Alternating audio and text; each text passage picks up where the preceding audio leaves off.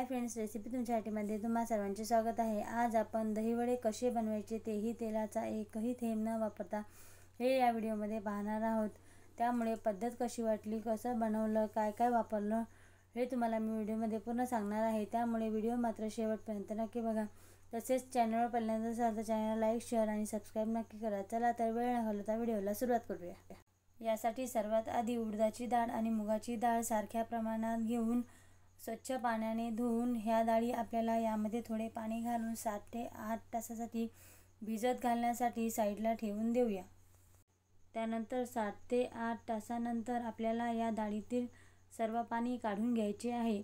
जर डाळीमध्ये आपण थोडे जरी पाणी ठेवले तर आपले मिश्रण पातळ होण्याची शक्यता असते। त्यामुळे आपल्याला व्हिडिओत दाखवल्याप्रमाणे एका चाळणीच्या मदतीने यातील आपण दोन्ही डाळीतील सर्व पाणी काढून घेऊया।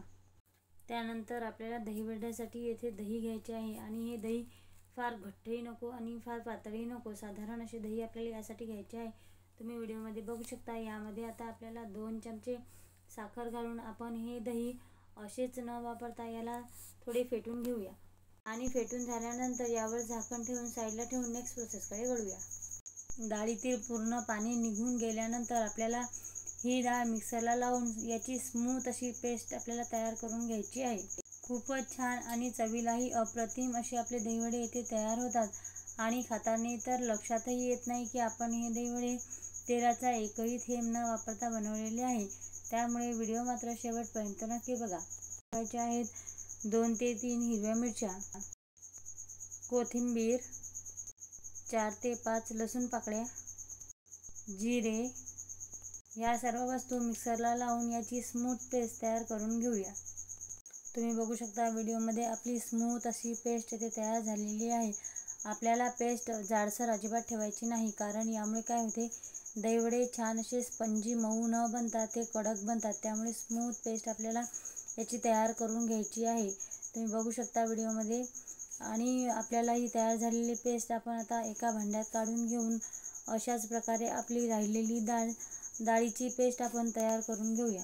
दोन्ही डाळी मिक्सरमधून बारीक वाटून झाल्यानंतर आपल्याला यामध्ये टाकायचे चवीनुसार मीठ आणि यानंतर दहीवड्याची सर्वात महत्त्वाची स्टेप म्हणजे आपल्याला हे मिश्रण 5 ते 10 मिनिट सारखे व्हिडिओत दाखवल्याप्रमाणे फेटून घ्यायचे आहे। कारण यामुळे काय होते, या मिश्रणामध्ये छान हवा भरल्या जाते आणि दहीवडे आपले छान स्पंजी आणि मऊ बनतात। जर हे तुम्ही असे मिश्रण फेटून घेतले नाही तर तुमचे दहीवडे अगदी कडक बनतील आणि ते फुगणार नाही। त्यामुळे आपल्याला ही स्टेप करणे फार महत्त्वाचे आहे।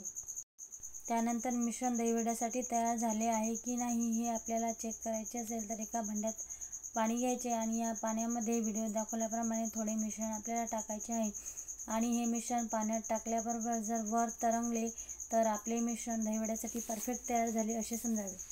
तसेच येथे आपल्याला एक पायपिंग बॅग घ्यायची आहे। पायपिंग बॅगला समोरून एक छोटे होल पाडून दहीवड्यांना आपल्यासारखा आकार येण्यासाठी हे मिश्रण आपल्याला पायपिंग बॅगमध्ये भरून घ्यायचे आहे।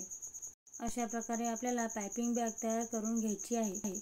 त्यानंतर आपल्याला इथे एक चाळणी घ्यायची आहे आणि चाळणीमध्ये एक कॉटनचा स्वच्छ कापड घेऊन तो आपल्याला ओला करून या चाळणीमध्ये व्हिडिओत दाखवल्याप्रमाणे टाकून घ्यायचा आहे।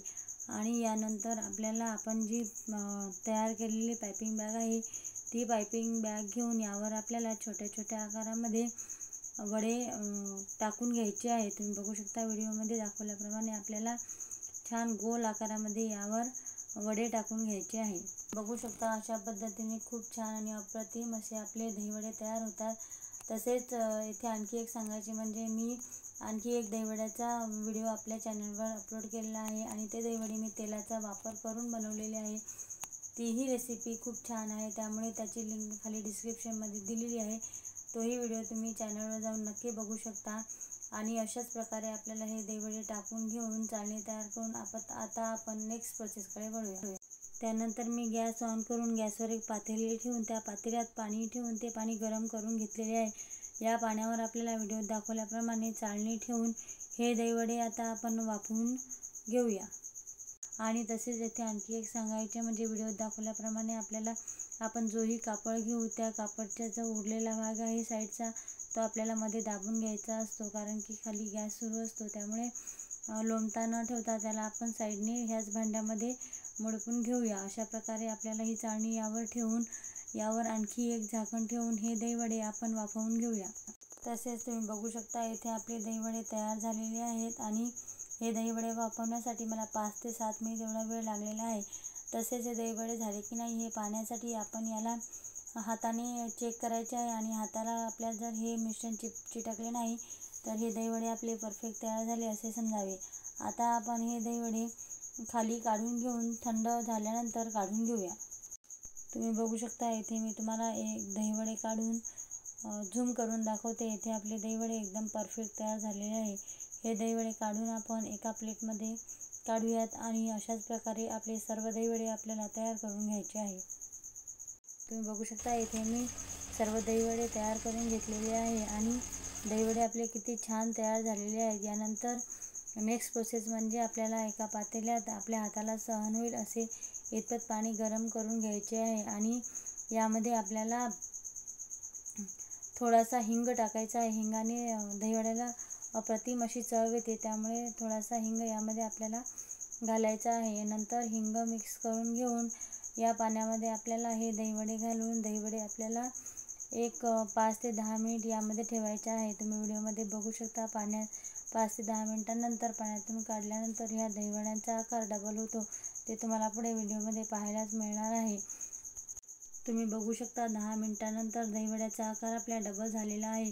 ते मी तुम्हाला व्हिडिओमध्ये दाखवते. एक माझ्याकडे पाण्यात न टाकलेला दहीवडा आहे आणि तुम्ही बघू शकता एक पाण्यात न टाकलेला दहीवडा आणि एक पाण्यात टाकलेला आहे. पाण्यात टाकलेल्या दहीवड्याचा आकार यापेक्षा डबल झालेला आहे आणि तो छान मऊ आणि स्पंजी झालेला आहे.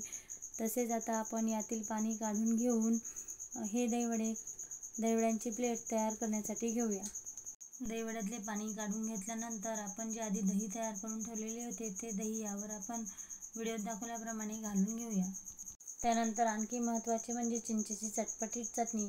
या चटणीने दहीवड्याला खूपच छान चव येते, अप्रतिम अशी चव. असं म्हटलं तरी चालेल की ही चटणी जर नसेल तर दहीवड्याची चव एकदम फिकी लागते. तसेच ही चटणी कशी बनवायची, यासाठी मी काय काय वापरलेले आहे याचाही मी सेपरेट व्हिडिओ आपल्या चॅनलवर अपलोड केलेला आहे. त्याची लिंकसुद्धा मी डिस्क्रिप्शनमध्ये दिलेली आहे, तेथे जाऊन तुम्ही बघू शकता. त्यानंतर घालूया कोथिंबीर. त्यानंतर घालूया चटपटीत दहीवडा मसाला. हा मसालासुद्धा कसा तयार करायचा, यामध्ये मी काय काय टाकलेलं आहे याची ही रेसिपी मी तेलाचे जे दहीवडे बनवलेले आहेत त्याची लिंक खाली डिस्क्रिप्शनमध्ये दिलेली आहे. त्यामध्ये या मसाल्याची पूर्ण रेसिपी मी सांगितलेली आहे, ती जाऊन तुम्ही बघू शकता. अप्रतिम अशी चव या मसाल्याने या दहीवड्याला येते. असं आपल्याला वाटणारही नाही की आपण हे दहीवडे बिना तेलाचे बनवलेले आहे. त्यानंतर आपल्याला यावर टाकायचे बारीक शेव. येथे आपले दहीवडे बिलकुल खाण्यासाठी तयार झालेले आहे. तुम्ही पण नक्की ट्राय करून बघा. तसेच व्हिडिओ आवडल्यास लाईक करा, शेअर करा, सबस्क्राईब करा. तसेच व्हिडिओ जर आणखी जास्त आवडला असेल तर कमेंटसुद्धा करा. चला तर पुन्हा भेटूया असाच एका नवीन व्हिडिओसोबत. तोपर्यंत नमस्कार.